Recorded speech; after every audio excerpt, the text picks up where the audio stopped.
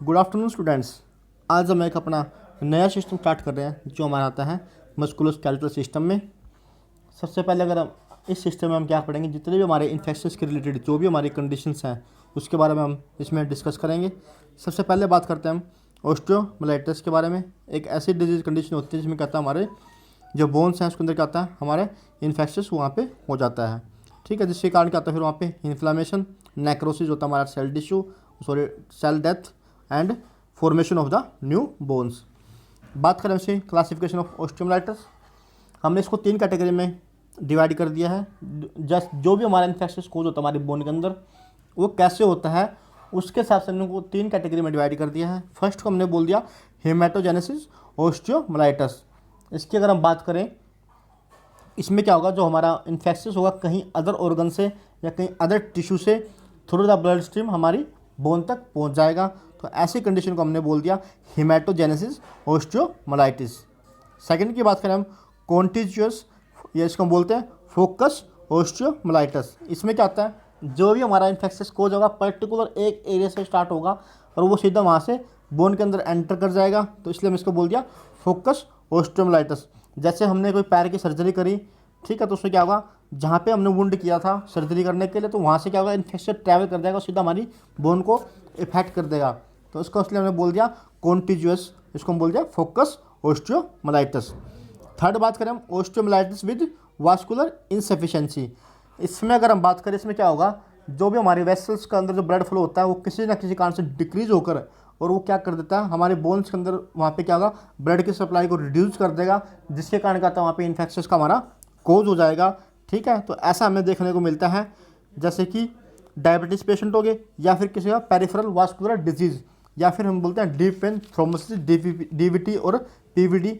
ऐसी बीमारियां के कारण क्या होता है, ये हमें देखने को मिलता है, जिसको हम बोलते हैं ऑस्टियोमाइलाइटिस विद वास्कुलर इनसफिशिएंसी। बात करें हम आगे इसकी हम कोज की, इसका जो सबसे मोस्ट कॉमन कोज है वो है स्टेफाइलोकोकस ओरियसिस। और इसकी बात करें हम, इसके और कौन कौन से कोज हैं जो हमें मोस्ट कॉमन इसमें देखने को मिलते हैं, anaemia, poor nutrition, poor immune status. Poor immune status से क्या होगा, उनकी इम्यूनिटी लो होगी और वहाँ पे क्या करना, जल्दी वहाँ पे क्या होगा, इन्फेक्शन हमारा वहाँ पे हो सकता है। ओबेस पेशेंट में भी सेम कंडीशन, डायबिटीज़ में भी also same condition, long term corticosteroid में भी सेम कंडीशन होती है। इन सबसे क्या होता है, हमारा इम्यून सिस्टम रिड्यूस होता है, जिसके कारण क्या होता है, हमारा बोन का इन्फेक्शन वहाँ पे हो सकता है। थर्ड लास्ट हम बात करें post operative surgical wound infection.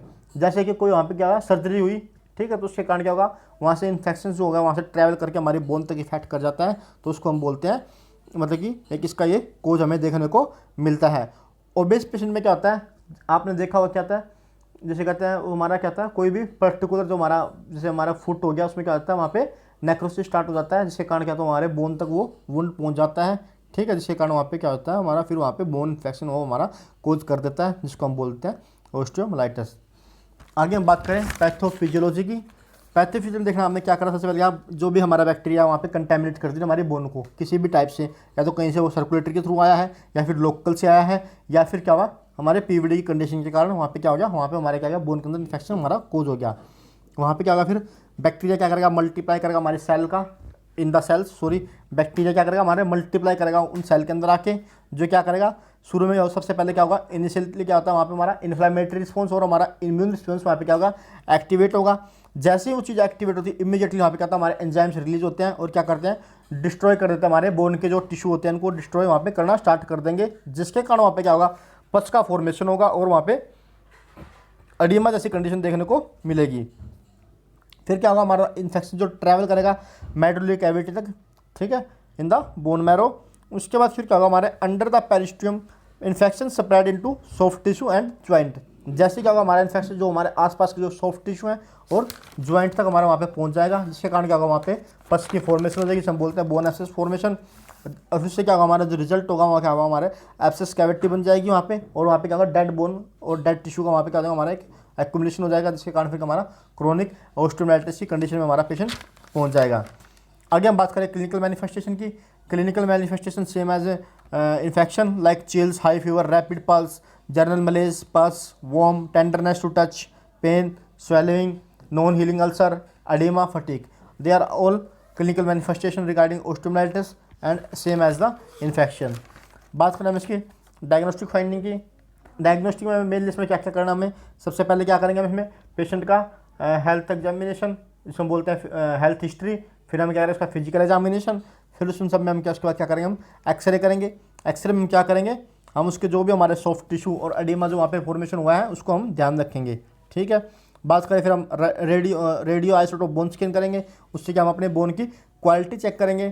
Third हम बात करें एमआरआई, सीटी स्कैन, इन सब से हम क्या करेंगे उसके हम जो ग्रोथ स्ट्रक्चर है इससे हम एग्जामिनेशन करेंगे, ठीक है। सेकंड लास्ट हम बात करें ब्लड स्टडी करेंगे, जैसे हमारा ल्यूकोसाइट्स एंड ईएसआर, ये दोनों कंसंट्रेशन हमारी जब बढ़ जाती हैं, जबकि कोई हमारी बॉडी के अंदर इन्फेक्शन होगा तो हमारा ल्यूकोसाइट इंक्रीज करता है and ESR also increase.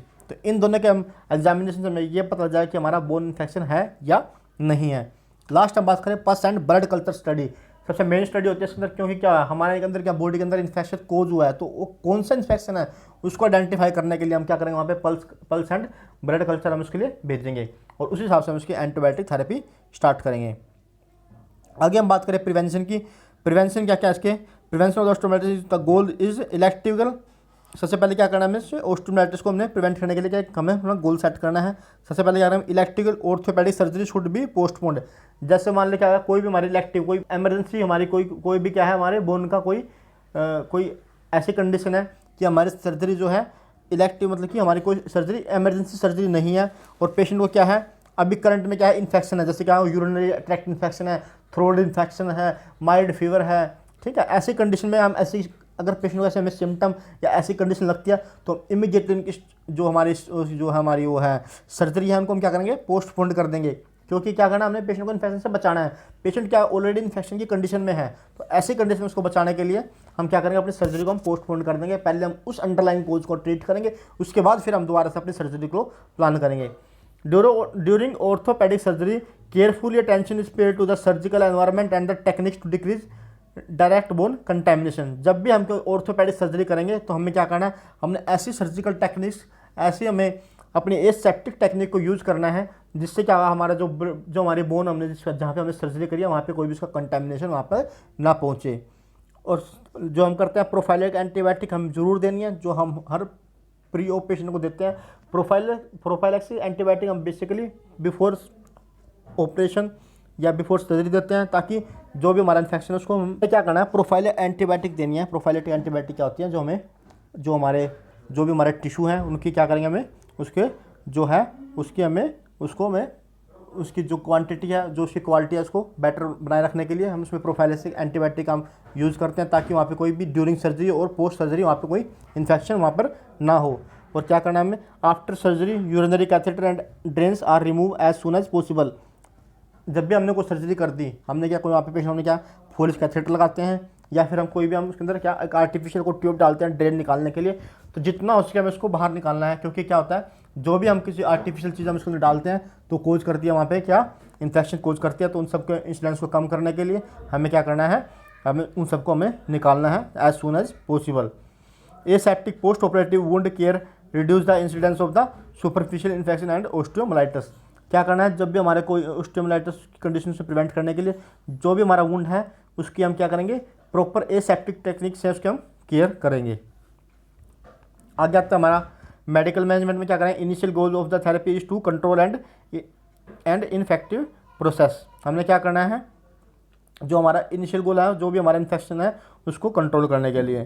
Second क्या है, as soon as the culture specimen are obtained IV antibiotic therapy begins based on the assumption that infection result from the streptococcal organism that is the sensitivity to penicillin और cephalosporin। जैसे हमें पता लगता है कि हमारे पेशेंट के अंदर सिम्टम आने लगे कि बोन रिलेटेड इन्फेक्शन उसको हो सकता है, तो हमें ये मान लेना चाहिए कि उसको भी, क्योंकि हमारी रिपोर्ट 3 दिन बाद आएगी, तो हमें ये सोच के कि इस पेशेंट को स्टेफिलोकोकल की कंडीशन है, ठीक है, हमें इमीडिएटली क्या है एंटीबायोटिक स्टार्ट कर देनी है, जिसको हम बोलते हैं पेनिसिलिन और सेफेलोस्पोरिन का क्या है इसका बेस्ट रिजल्ट हमें इसको देखने को मिलता है, तो हमें इमीडिएटली ये एंटीबायोटिक हम इनको स्टार्ट कर देंगे।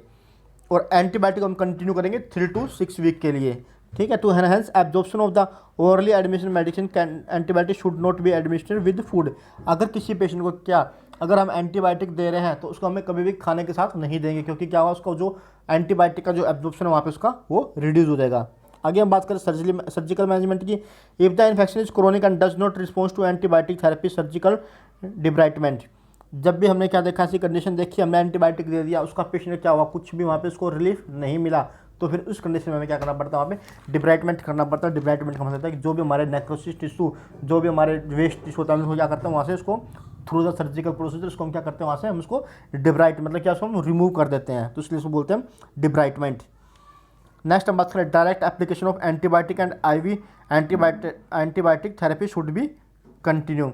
हमने बोला था कि हम इसमें एंटीबायोटिक अपने कंटिन्यू उसमें हम करेंगे। इसमें लास्ट में क्या करेंगे, इसमें हम रिमूव ऑफ द इनफ involucrum to enable the surgeon to remove the sequestrum. क्या होता है इसमें, जो भी हमारा क्या होता है, सिक्वेस्ट्रेक्टमी होता है, जिसमें क्या करते हैं उसको हम रिमूव कर देते हैं, जो भी उभरा हुआ पार्ट होता है हमारी बोन्स के अंदर, ठीक है, उसको क्या करते हैं इसमें हम रिमूव कर देते हैं। क्योंकि जो उभरा हुआ पार्ट है वो क्या करेगा, वहाँ पे ब्लड वेसल्स को क्या करेगा, वहाँ पे रिड्यूस कर देगा उसके ब्लड फ्लो को, तो इसलिए क्या करें हम उसको सबसे पहले क्या करें, उसको हम वहाँ से रिमूव कर देते हैं और प्रॉपर ब्लड सर्कुलेशन हमारा वहाँ से होगा। नेक्स्ट हम बात करें close section irrigation. Close section irrigation क्यों करेंगे, ताकि जो भी हमारे क्या होगा, वहाँ पे पस होगी वो इमीडिएटली वहाँ से वाश आउट होती रहेगी, और जिससे क्या होगा हमारा वहाँ पे इन्फेक्शन क्या होगा, कम होगा। और may be use to remove the debris, और क्या करें, जो हमारे जो भी डेथ टिश्यू होंगे उनको साथ साथ में क्या करें, उसको वहाँ पे इनको रिमूव करना स्टार्ट करते रहेंगे। नेक्स्ट हम बात करें नर्सिंग मैनेजमेंट की। Control the infection process, check the antibiotic therapy response to maintain proper blood circulation and wound site. हमें देखने को मिलता है कि जहाँ पे क्या वुंड है हमारा, वहाँ पे अगर प्रॉपर ब्लड सप्लाई रहेगी तो वहाँ पे क्या होगा, वुंड हीलिंग प्रोसेस अच्छे से होगा। तो ऐसी कंडीशन में हमें देखना है, जहाँ पे भी हमारी वुंड कंडीशन है तो वहाँ पे क्या है, ब्लड सर्कुलेशन वहाँ पे प्रॉपर हो। और थर्ड मैनेजमेंट जो हम इसमें क्या करेंगे, हम इसमें रिलीफ फ्रॉम पेन करेंगे पेशेंट को, क्योंकि क्या इसमें सीवियर पेन की कंडीशन होती है। तो ऐसी कंडीशन में पेन रिलीव करने के लिए उसको हम एंटी नशेट्स देंगे, non steroid anti inflammatory drugs, ठीक है, सम पेन किलर्स और opioids also we given for that relieve the pain. Assess the pain level of the patient and assess the neurovascular state of the effect extremities. क्योंकि क्या होता है, जैसे वहाँ पे क्या होगा, हमारी जो ऑस्टियोमाइलिटिस कंडीशन है वो क्या कर देती है, वहाँ पे जो उसकी मूवमेंट है वहाँ पे वो स्टॉप कर देती है हमारे लोअर लिम्स की। तो उसमें हमें क्या करना है, हमने उसका न्यूरोवास्कुलर का हमने एग्जामिनेशन उसका स्टेटस हमने चेक करना है।